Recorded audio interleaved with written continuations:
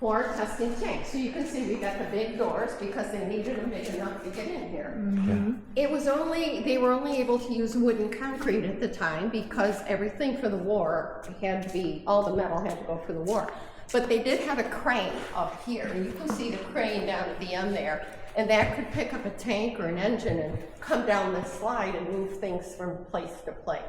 So everything that's metal in here now was replaced by Packard after the war. This is the employee entrance from the Packard plant downtown. Nice. Some benefactors bought that for us during the auction. And we just got it up a few years ago. We haven't even really got the whole thing restored yet, but it's up. So the other one, the main entrance, is down in the Dayton Museum. That's good, because it's a shame that building has to go, but yeah, it's the only been thing bad. they're saving, I think, is the administrative building. So anyway, this is a towing dynamometer. It's only a display. It's not a whole car, but this is what it looked like, and this was used to test drag. So going up a hill, pulling a trailer.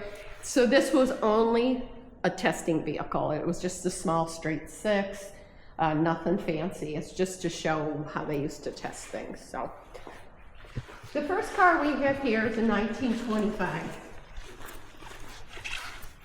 I'll take some of these down so you can see a better look. Just don't open car doors. No, we won't Handle touch them. Stuff like that, unless I say you can. So this is the 25. This still has the crank on it. You can see that was a hexagon shape. That's what is on the wheel, the hexagon. This is the Goddess of Speed. This is the most iconic of the Packard hood ornaments. This was just a radiator. You can see the radiator thing up there. That was originally what it was. Now, what you're going to notice on all the early cars until about 1940 is they all have a vinyl or a canvas roof or a combination like that one, if you're tall enough to see it. There's metal on the outside and there's vinyl in the inside. They didn't have the capability of making a whole top out of metal until about 1940. You're also going to see the hoods they all come this way instead of that way until about 1940. They also have suicide doors, which open this way. Now this particular car, this has two jump seats. Those can be pulled down and you got the bench seat. Has curtains. It's a nice car. Yeah. Packards, like I said, they started it in the beginning. They were about the equivalent of 90,000. By 1920, you could buy a Ford for $400. A Packard started at $5,600. So Packards were way above, but they were all hand done, where Fords were production line. Ford could outsell us, but ours had a bigger price. Yeah. So anyway, so this is a 1925. Beautiful. You see how skinny these tires are. Yeah.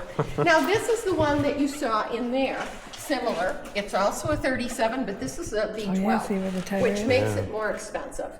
The V12s are extremely expensive. And this one, they had the option putting the wheel on the side. This has still got the door for the golf clubs. It still has this, and this is what it looks like down. And this one has the hood up, although this is blue, where the other one was tan. And this one you have here, this folds down to put your trunk on, probably how they got the name trunk. And again, because it's a Packard 12, it'll say it all over the place because it's bragging, kind of. But that's a beautiful car. Yeah. Yeah, it is. And that has a cormorant. Mostly after 37, most people use the cormorant, but it's an option, so they had their choice. This one is a 38, another beautiful car. This one was donated to us by the guy who owns Taco Bell. And this belonged to Maurice Maeterlinck, who was a Nobel Prize winner from 1911. He wrote a play called The Bluebird, which became a Shirley Temple movie. He was French or Belgian, and after the war, World War I, he wrote a lot of anti-German literature. So he and his car escaped over here after he bought it in 38 when they were invaded by Germany. And afterwards, when he died, his family finally sold it off, and Don Grieb bought it and gave it to us. This one, also a V12, they estimate it's worth around $350, which is kind of a bottom line for V12s. Most expensive one I've heard was $4.1 million, and that's a 34 Royal Crown Victoria by Dietrich. Dietrich's name jacks the prices. Yeah. V12s jacks the prices. Pre-depression jacks the prices. Love this fender setup. And you can see the grills on here. There's a little different. You all have the notch, but this one's more like a waterfall. That one's open. The next one is striped. The grills, they still have the Packard shape, but the middle parts are going to look a little different. They got a little fancier after 25. They started. I mean, the 30s cars the styling is second to none. Can't see it real well, but that's a dark green. If you look like this is a dark blue, but in the dark it looks black. That's actually a dark green, and it's got that lime green spoke wheel, which is pretty. And the grille, it's got the black and silver stripe. This is a convertible again, and the styling, you know, the tire on the side and that's all choice. There's a button behind those. That's how you get those out of the way if you want to use it. And you look at the door on that, how it opens. It opens from the front because the whole seat lifts up to get in. So that's very unusual. Normally, suicide doors that was what they had. But on limos where they have a window across, I've seen them open every which way in the 30s. We had a 31 show, so I saw all kinds of doors if it was a limo and there was a glass window. Now this one is a 39. It is a limo and it does have the glass, but it is a suicide door. Now this, do you know what a Ralston is? Pardon? Ralston? Have you ever heard of a Ralston? No. Ralston's a carriage builder, so they would make the frame, or you would supply whatever frame you want, and Ralston would do the custom car. So it has a plaque on the side that says Ralston. This is a V12. It's a Ralston, which is like special, and it's a Packard. So I don't even know how much this costs, but I'm sure it's plenty. So you've got the window here. You can roll it down, talk to your chauffeur. It's got two little jump seats, so Piper could sit back there in the little jump seats. And then this, you could open up and pull the tarp over if you want to be nice to your chauffeur. Seat lifts up this way. And you can see the interiors are almost all done in these old cars because they were cloth, they don't hold up, but the dashboards are original and the steering wheels and such. You see the green more on this side. Yeah, it's when you're out in the light you can see it, but here looking at it, it almost looks blue, but it is green, and you can see. And these are original colors. I guess if you're rich enough, you can have anything you want. Because we've had those green spoke wheels on other pre-depression cars. So the next one down there, that red and white one, that's 1954. These, we kind of jump around because when we take cars out of one spot and then we use them for weddings and we have to stick them back in. So we're jumping over here to 1954. After the war, when the war came, people started complaining that Packards were old and stodgy and they wanted something new and exciting and colors, and they said you can't sell an old man's car to a young man, and they thought they were old-fashioned. So they were trying to come up with colors and things like that. So 53 they came out with this is the scoop hood, and we had a concept car in 1951 that they had this scoop. So this came out then in 53 and 54. The 53s, which is down that way, it's a solid. 54s were two-toned. They only made 400 of these cars, so there's only 40 left. So these were expensive cars. These were the equivalent, this one was the equivalent of about $70,000 for this. Today, you're gonna pay big money to get one probably because there's only 40 left. Now the interior of this, I'm pretty sure that's all original because it was leather and 54, it's like, 71 years old. So I got to keep this car for a week at my house because they needed room for the V12. So I was very popular in my neighborhood. People would walk by and go, "You got Packard?" So anyway, and the radiator badge is usually somewhere on these cars. Now the grill also, and these baby torpedoes I call them, this was also off the concept car. I'm going to show you a picture of what the concept car looked like just so you can get an idea what I'm talking about. Car. So it has this big wide mouth that has these what I call torpedoes, and it had the scoop hood. This is modified. That's a little more, but that's what the concept car looked like. In 1940, they were making junior models and senior models. This is one of the senior ones. This is a 160. They made a 110, 120, 160, and 180.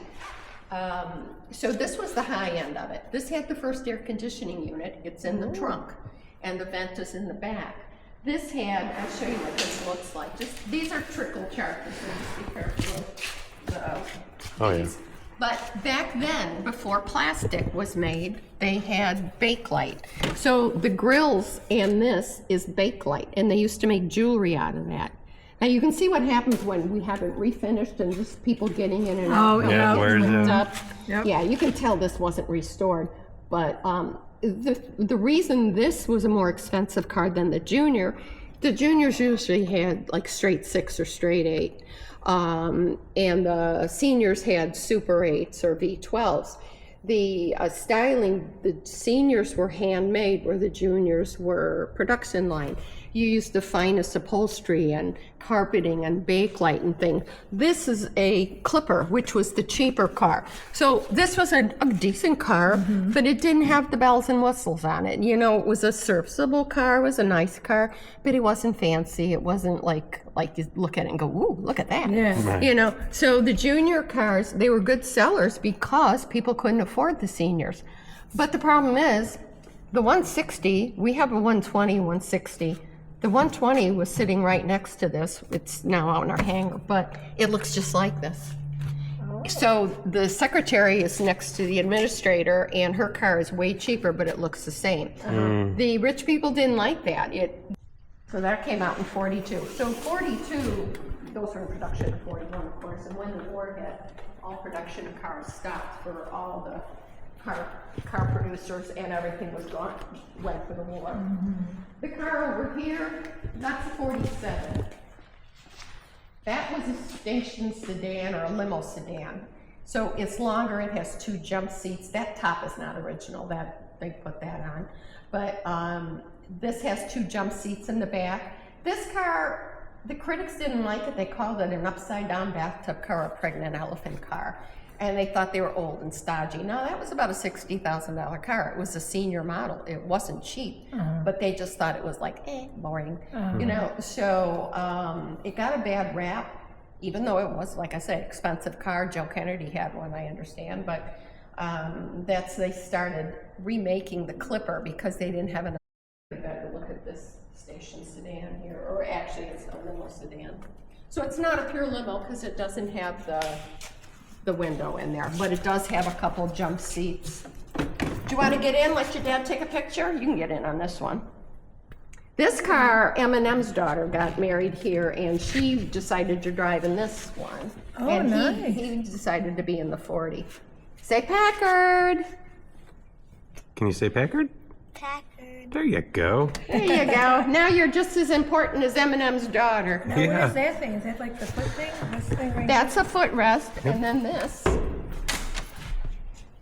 It doesn't give anybody much room back there, but there is a jump seat that, you could put the okay. kids back there that have little short legs, or me. So these are jump seats back here, nice. and these, they didn't have seat belts, so this is what you had to hold on to, or this, so that you didn't go flying out the window. That's right. Yeah. All right, my dear, come on out. Yeah, that's cool. So this is a 49. This is like the anniversary car that you saw in that picture in there. This was the 4-throat ornament. It's called an Egyptian. I've never found a good explanation of why they chose that. Something about naming it after a dealer, but I have no idea why. It's a nice car. The interior is beautiful. It looks like upholstery. It's a little more color. And this was the first one to introduce Ultramatic drive on it too. So this was the step down from that black car. It's a good car, though. It's a beautiful car. The styling's gorgeous.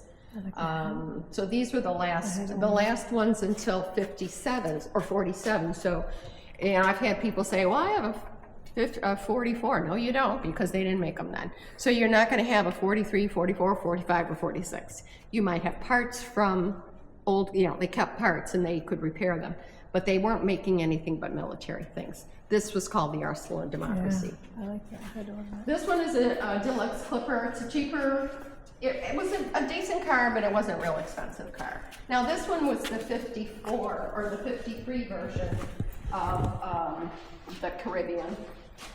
We gotta fix that. You know, these cars are always like something going on with them. Yeah. So the Caribbean 53 were all solid. It still has the scoop hood. This one they still didn't make as many of them, so they were expensive. This was like a 60,000 or something, and you couldn't see it on the other one. The tires mounted on the back, and there is a button there to get that out. So if you need to get into the Oh, trunk, this is nice. Did you see this? this would fold down. Fold, Did yeah. you see this?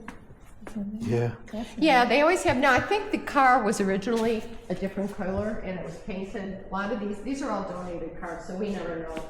But I think I heard this was a different color before. And here you can see there was what's left of the track is behind the fence there. You can Yeah. see the timing ball. They had them around there so you could tell, like, okay, we're coming to a curve or whatever, and the timing station. And you can drive down there and around there and get a better look. That was only 4,000 square foot, but it was one of the first of its kind. It was a bigger deal back then. You know, planes weren't as big, so. Yeah. But the fact that Lindbergh did use it is pretty cool. Yeah. They were trying to come up with fancier things and more color, so he came up with this amethyst, but the board didn't approve it. So guy in California said, I want 5 of them, so they came up with this. And you can see, even the radiator badge on that is purple, so that shows this was an original color. But this one, as opposed to the picture the man painted, has a cormorant. The cormorant, now the wings are down and the head's down. The Woody that was in the other room, it had the wings straight up and the wings were extremely sharp. You could impale people on those. They outlawed them in the 50s because of that. And the next year they put those wings down. So I think they maybe had a couple lawsuits, I don't know. Yeah. But this is a Pacific. So that's, they didn't name many cars. They had the Clipper and then they had the Caribbean and then the Pacific. Now these are from when we merged with Studebaker. These are the last 2 that came out. This is an executive, that's a Caribbean. Now the Caribbean is hardtop. This shows that these were finally V8s. And the whole front of this looks like that concept car with these, what I call torpedoes. They're actually called Dagmars for a movie star that had big, they call Dagmars. Yeah. So I call them torpedoes. Now the Cormorant looks like a TWA. So, but these were nice cars. These were senior cars. But the problem was Packard was making more junior cars, and they were losing money. So the last year in Detroit was 56, and then they moved down to Studebaker headquarters in South Bend. They put out a combo car called the Hawk in 58, and then Packard went out of business. Automatically, and then when you got out, it would level out again. So it was a novel concept. It also has the Ultramatic, the push-button drive on the steering wheel there. Yeah, wasn't that was something I think John DeLorean was working with, wasn't it? Possibly, yeah. This has, and now you can see with the hood up there, they were charging it, so I just left it up, but it's padded, the roof is padded, so the hood is padded to kind of muffle the noise. It's a V8. And this is interesting here. To open the trunk, all you have to do is turn the hood. You just turn this, and it will unlock this way. Oh, nice. So, yeah. That's why the doors are so heavy. So over here are just our engines. This is what Packard was doing during the war. World War I, we made the Liberty engine, and then we made the Merlin engine for Rolls-Royce. This is a recreation of the Liberty engine. This was for a PT boat. So this is a aviation engine. It's a V12 AV engine for a PT boat, and it took 3 of these in a PT boat. That one was from World War II. That was from Korea. That was a V16 diesel, and that was from Minesweeper. Took 4 of those. They also did gunrunner, rescue boat engine, torpedo boat, blimp, and then the aircraft engines, Hurricane, Spitfire, Lancaster, Mustang, all kinds of airplane engines. So that's what they were doing. The boat here, if you're wondering why we have a boat. It's huge. This is Garwood's Miss America 10. You know what Garwood is? Garwood was a very famous race boat driver. He's from Algonac. He grew up building boats with his dad, and one day he saw a guy shoveling coal out of a truck and thought, gotta be a better way to do this, and he invented the hydraulic lift or the dump truck. Okay. He made a fortune, so with that he decided to start racing and building.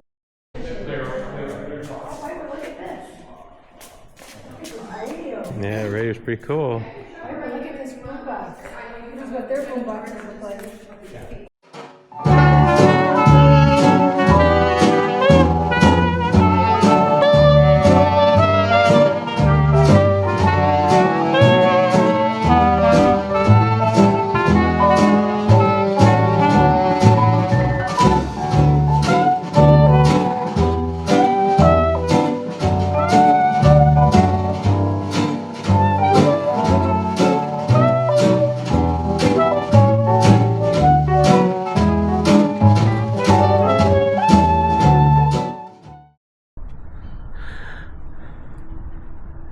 Got the tower here. I would watch everyone watching the cars go by and timing them.